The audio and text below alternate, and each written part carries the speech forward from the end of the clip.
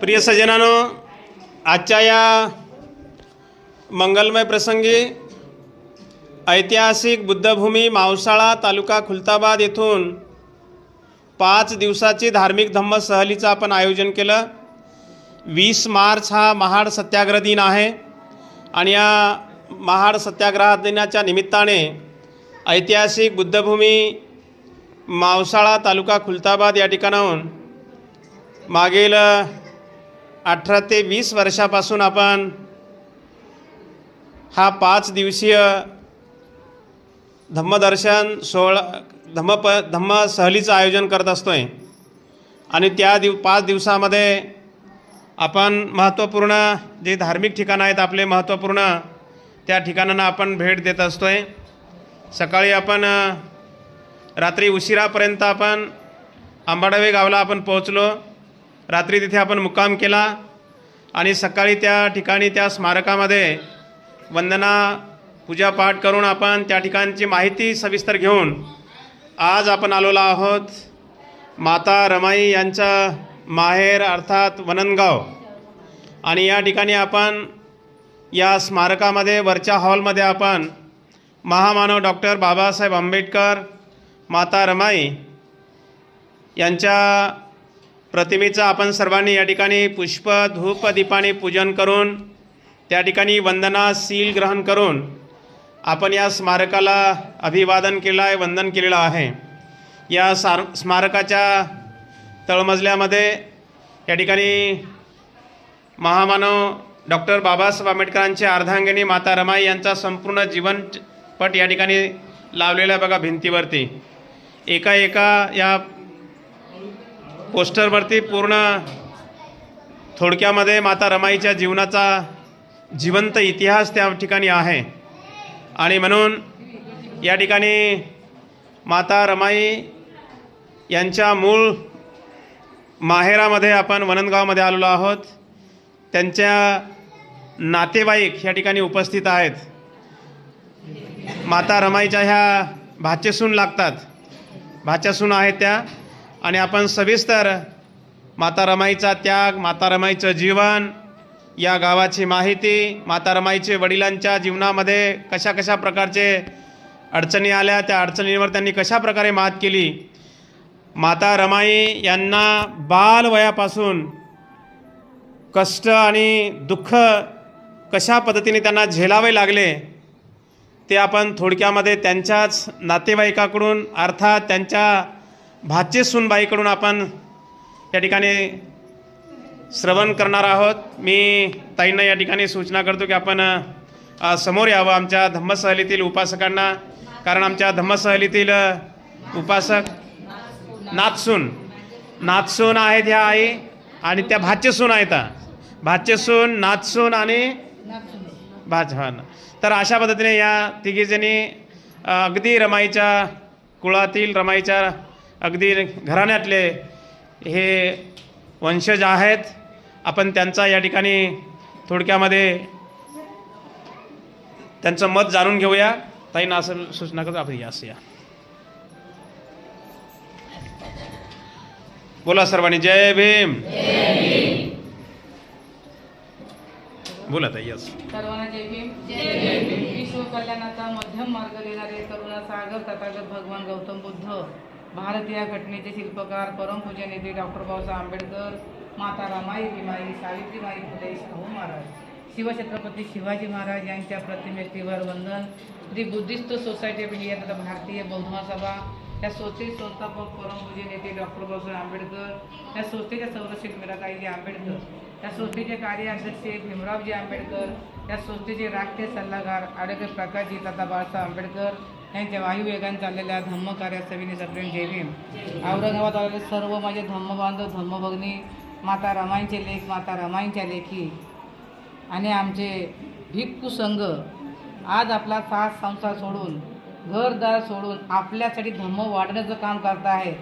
ज्या ज्या गावातून जाऊन त्यांना प्रवचन देऊन त्या महिलांना त्या पुरुषांना सांगून माता रमाईच्या गावाकडे घेऊन आलेले आहेत. तुमचं आम्ही सर्वांचं आणि भिक्खू संघाचं स्वागत करतो, अभिनंदन साधू करतो. साधू. हे माता रमाईचं राहतं घर आहे. त्या राहत्या घरावरती त्यांच्या सुनबाई मीराताई आंबेडकर, यशवंतरावांची पत्नी, त्यांनी हे भव्य दिवस स्मारक तुमच्या आमच्या रक्ताच्या घामाच्या पैशाने उभं केलेलं आहे. माता रमाईच्या सुनबाई म्हणाल्या की माता रमाईंचं हे स्मारक जे आहे हे माता रमाईंनी 4 लेकरं मातीमोल केली, मातीला दहन केलं, रक्ताचं पाणी केलं आणि बाबासाहेबांनी शिकवलं आपणही आपल्या रक्ताच्या घामाच्या पैशाने स्मारक उभं करूया. ताईने ते भारतीय बोधन शाखा 2000 रुपये ताई ते आल्या आणि सांगितलं ही माता रमाईंचं स्मारक आपल्याला उभं करायचं आहे. इथे संस्था भारतीय बोधन समाजाची संस्था स्वीकारायला लागेल आणि पावती छापून आपल्याला धम्मदान गोळा करायचं आहे. इथं आम्ही शाखा बौद्ध सभेची स्वीकारली आणि ताईने 22 राज्यात प्रचार प्रसार केला आणि बौद्ध महासभेचे कार्यकर्ते SK भंडारे साहेब, अनंत सावंत गुरुजी, जबा कदम, MB कदम, आघाडी काकाई सर्व बौद्धचे कार्यकर्ते ताईंच्या पाठीमागे खंबीरपणे उभे राहिले आणि 22 राज्यात प्रचार प्रसार करून गाण्याच्या माध्यमातून एक भव्य देश मार्ग गेलेला आहे. आमच्या गावाला खरोखर वदनचं नंदवन ताईने केलेलं आहे. या गावाला फक्त पायवाट होती, व्यवस्थित रस्ता नव्हता, कच्चा रोड होता आणि पाणी नव्हतं. जिथून रमाई पाणी आणायच्या त्या नदीवरून त्याला अर्धा तास लागतो 2 हंडे आणायला. आज पाणी आमच्या दारासमोर आलेलं आहे. 20 मिनिटं पाणी आम्हाला मिळतं. हे केवळ माता रमाईच्या सुनबाईमुळे आणि त्यांनी स्मारक बांधलं म्हणून आमच्या गावाला योगदान चांगल्या प्रकारे आलेलं आहे. तर माता रमाईचे वडील भिक्खू धोत्रे हरणाई बंदरावरती माशांच्या पाट्या वाहण्याचं काम करत असत. बाबा सकाळी पहाटे 4 वाजता उठायचे कारण त्यांची पत्नी रुक्मिणी रमाईंची आई रमाई 7 वर्षे होत्या आणि त्यांच्या आईचं अल्पशा आजाराने निधन झालं. 8 वर्ष पूर्ण होताच बाबांवर दुःखाचा काळ आला. नेहमीप्रमाणे बाबा सकाळी पहाटे 4 वाजता उठे. त्या लेकरांना जेवण करून ठेवलं. रॉकेलचा कंदील, लाकडाची काठी हातात घेऊन या वाघाच्या रानातून 9 किलोमीटर अंतरावर चालत गेले आणि वाट्या वाहता वाहता बाबांच्या छातीमध्ये कळ आली. रक्ताची उलटी झाली आणि तिथे भिक्खू धोत्रे पडले, रमाईचे बाबा. तिथले लोक गोळा झाले. विचारत धोत्रे काय झालं, काय वाटते तुम्हाला? म्हणतात माझ्याकडे वेळ कमी आहे, मला पहिलं माझ्या राहत्या घरी घेऊन चला. माझी चिमणी पाखरं 3 घरामध्ये आहेत, त्यांची आई नाही, माझी पत्नी नाही आहे, माझी लेकरं माझी वाट पाहत असतील. लोकांना प्रश्न पडला न्यायचं कसं? त्या काळामध्ये रस्ते व्यवस्थित नव्हते, पायवाट होत्या आणि गाड्या नव्हत्या, नेणार कसं? तर लोकांनी तिथे बैलगाडी बोलावली. हरणाई बंदरावरती बैलगाडी धरलं आणि दापोली शहरामध्ये आणलं आणि तिथून बाबांना लाकडाच्या पाळण्यामध्ये या पायवाटेने इथे आणलं गेलं. बाबा अस्वस्थ झाले होते, लेकरांकडे बघत होते. आसवाच्या पुराने बाबा ढसाढसा रडत होते.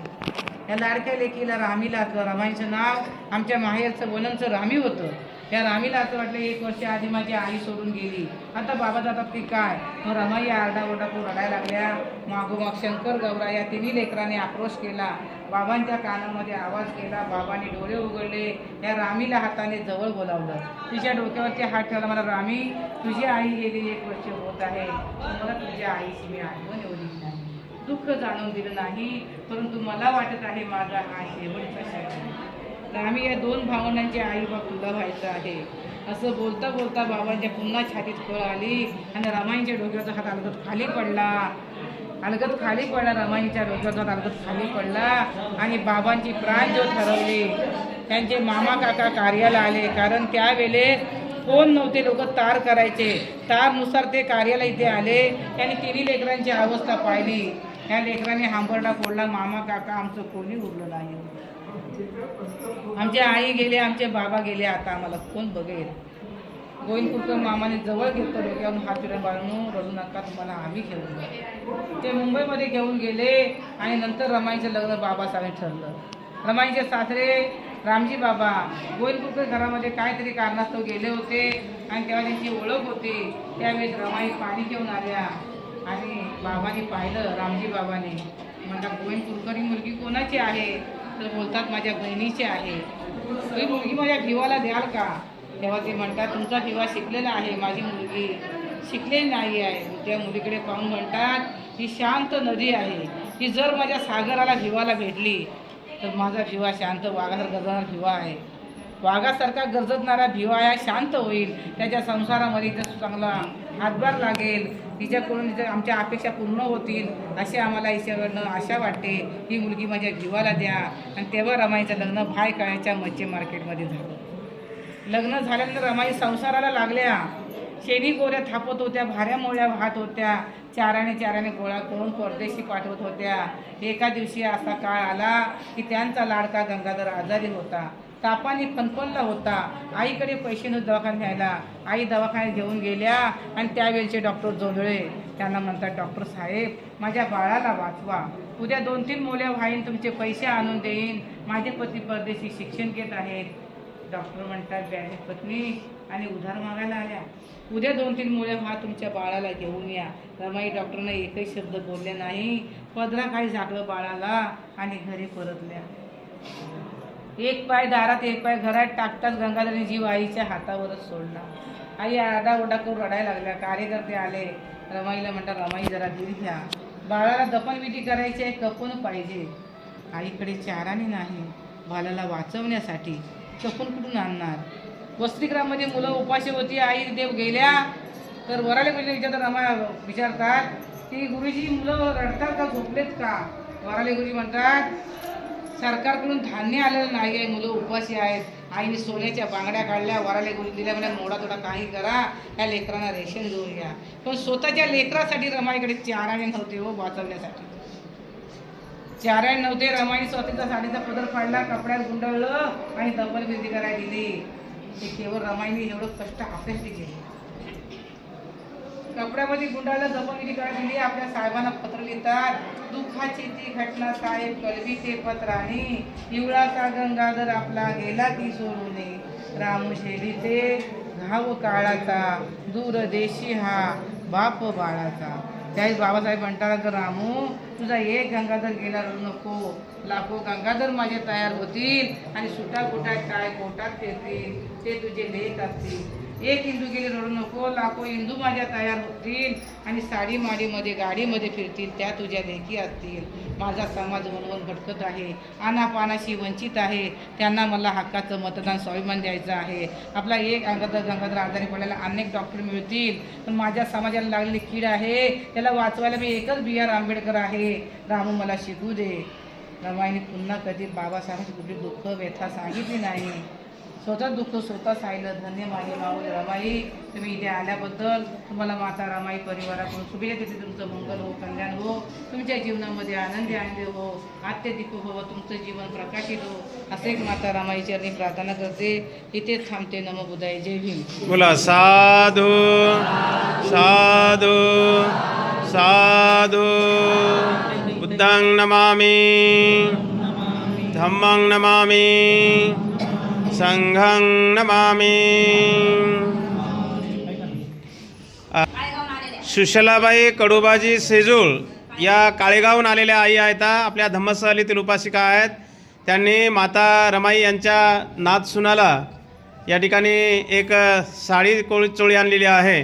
त्या आईंना मी या ठिकाणी सूचना करतो की आपण स्वतः समोर यावं आणि या ताईंना या ठिकाणी साडी चोळी द्यावी.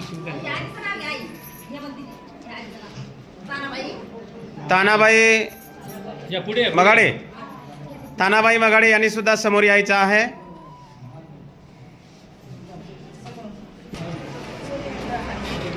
तानाबाई मगाडे यांनी सुद्धा या ठिकाणी एक साडी चोळी आणलेली आहे आणि दुसऱ्या आई त्यांनी पण या ठिकाणी आणलेली आहे.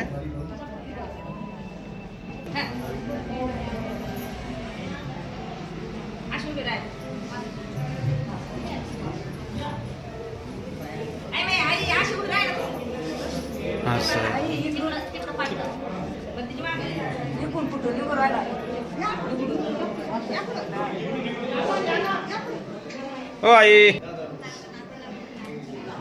अशा पद्धतीने आपल्या धम्मसहलीतील उपासकांनी या ठिकाणी या माता रमाई यांच्या भाचे सुनेला आणि नाथ सुनेला या ठिकाणी साड्या आणि ब्लाऊज वगैरे या ठिकाणी आणलेला आहे. त्यांना भेट देत आहेत. म्हणा साधू साधू साधू. ठीक. त्याचप्रमाणे सुनीताबाई मोरे यांनी सुद्धा या ठिकाणी साडी आणलेली आहे, त्या भेट देत आहेत. म्हणा सर्वांनी साधू साधू साधू साधू. ठीक ठीक.